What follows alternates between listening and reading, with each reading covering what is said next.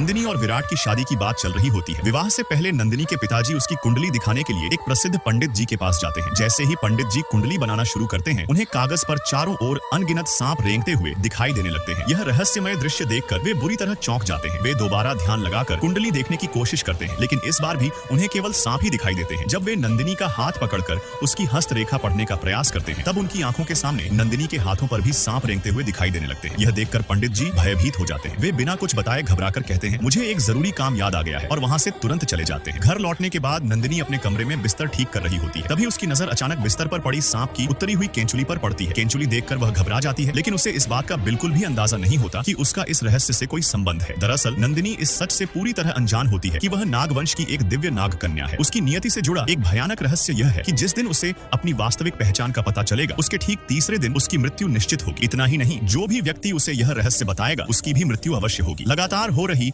इन रहस्यमयी घटनाओं से परेशान होकर नंदिनी दोबारा पंडित जी के पास पहुंचती है।